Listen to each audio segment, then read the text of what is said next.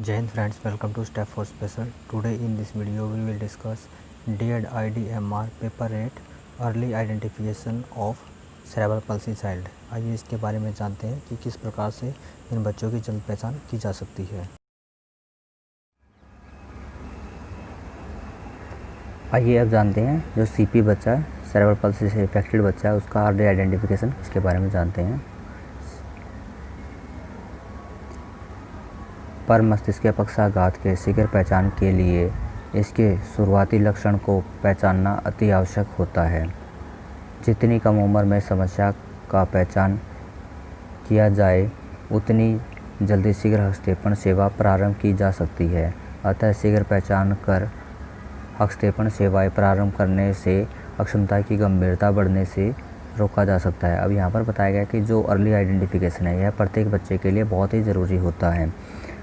अगर हम बच्चे की जल्द पहचान कर लेते हैं और बच्चे की कम उम्र में समस्या की पहचान कर लेते हैं तो बच्चे के लिए जो भी उसके बेनिफिशियल सेवाएं हैं, जो भी जल्द हस्तक्षेपण की प्रक्रिया है, सेवाएं प्रदान की जा सकती हैं, जिससे उसकी जो दिव्यांगता है उसकी गंभीरता को बढ़ने से रोका जा सकता है। ये यहाँ पर बताया गया है।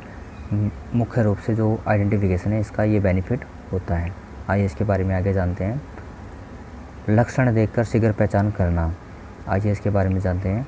विभिन्न प्रकार के क्रियाकलापों एवं लक्षणों को देखकर पर मस्तिष्कीय पक्षाघात जैसी अक्षमता का शीघ्र पहचान किया जा सकता है, जिसका बिंदुवार विवरण इस प्रकार है।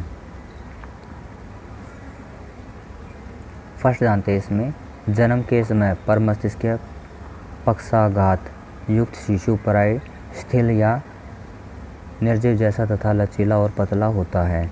यदि शिशु को छाती की तरफ पकड़कर औंधे मुँह लटाया जाता है तो वह उल्टा यू जैसा लगता है। अब यहाँ पर बताया है कि जो सीपी में बच्चा होता है, जो इससे इफेक्टेड बच्चा होता है, वह पूर्ण रूप से उसके शरीर में, बॉडी में बहुत ही कम जो एक्टिविटी होती है वो होती है या बिल्कुल ना के बराबर होती है। अगर उसको हम बच्चे को लेकर अगर उल्टा लेटा देते हैं तो वह एक यू की फॉर्म में हो जाता है कि बच्चे का जो सिर है वो रखा जाता है और जो पैर हैं वो ज़मीन पर रखे जाते हैं या फिर बिस्तर पर रखे जाते हैं, जिससे बच्चा एक यू की फॉर्म में प्रतीत होता है।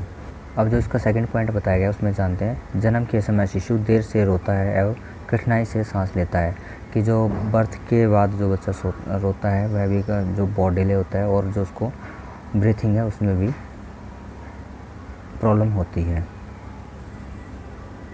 थर्ड पॉइंट, सामान्य बच्चों की तुलना में ऐसे बच्चों का विकास धीमा होता है। गर्दन नियंत्रित करने एवं बैठने की क्रिया सीखने में इसे बहुत समय लगता है।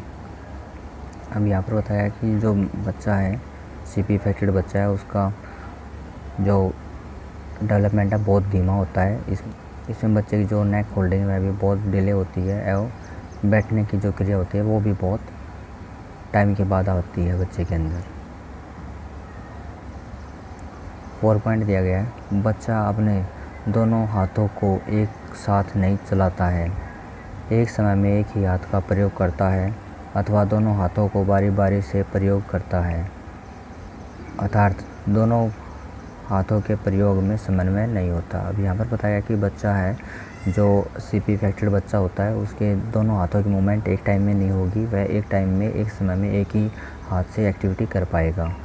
दोनों हाथों का प्रयोग या फिर दोनों हाथों के जो कॉम्बिनेशन जो एक्टिविटी कर पाता है बच्चा उसमें कठिनाई महसूस करेगा, ये यहाँ पर इसका बताया गया है। फिफ्थ पॉइंट जानते हैं। शिशु स्तनपान में असमर्थता दिखलाता है। अब यहाँ पर बताया कि अभी इस पॉइंट में बताया गया है कि जो नवजात शिशु होता है, न्यूबॉर्न बेबी होता है, वह दूध पीने में भी असमर्थता या कठिनाई महसूस करता है, वह उसको भी नहीं पी पाता है। अब यहाँ पर जानते हैं इसका 6 पॉइंट। गोद में लेते समय, कपड़ा पहनाते समय व नहलाते समय शिशु का शरीर अकड़ जाता है। अब यहाँ पर बताया गया कि जब बच्चे को गोद में लेते हैं या कपड़े पहनाते हैं उसको या नहलाते हैं तो इस वक्त जो बच्चे का शरीर होता है वह बहुत अकड़ जाता है, उसके अंदर अकड़न महसूस होती है। 7 दिया गया। बच्चे का शरीर बहुत लचीला होता है, कि कुछ सेरेब्रल पल्सी से इफेक्टेड बच्चे होते हैं उनका जो शरीर होता है बहुत ही लचीला होता है, बहुत ही फ्लेक्सिबल होता है, जैसे बहुत ही सॉफ्ट है, उसको हम समझ सकते हैं। 8 पॉइंट जानते हैं इसमें। शिशु बहुत ज़्यादा रो सकता है या फिर बिल्कुल शांत और कभी न रोने या हंसने वाला हो सकता है। अब यहाँ पर बताया कि बच्चे के साथ दो सिचुएशन हो सकती है। एक तो बच्चा बहुत रोता है जिसके अंदर, एक फिर होता है जिसके अंदर वह बिल्कुल नहीं रोता है, बिल्कुल शांत रहता है, ना तो वह कभी स्माइल करेगा, ना कोई एक्टिविटी करेगा, रिस्पॉन्स करेगा, वह बिल्कुल शांत रहता है। तो यहाँ पर इसके जो 8 पॉइंट है इसमें बताया गया था। आइए इसमें आगे जानते हैं 9 पॉइंट। ऐसे बच्चे बहुत उदास दिखते हैं तथा सुस्त गति वाले होते हैं। इनके चेहरे की मांसपेशियाँ ऐठी हुई व ढीली होती हैं।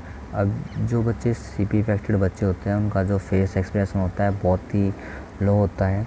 उनकी जो मांसपेशियाँ बहुत ढीली या अकड़ी हुई होती है, जिसकी वजह से जो उनका फेस की जो बनावट है वह कुछ अलग सी प्रतीत होती है, यहाँ पर बताया गया है। अब 10 पॉइंट दिया गया है। इनके होठों से लार टपकती रहती है कि जो बच्चा है उसका अपने आर्टिकुलेटर्स पर कंट्रोल न होने की वजह से जो सलाइवा है वह बार बार टपकता रहता है, गिरता रहता है।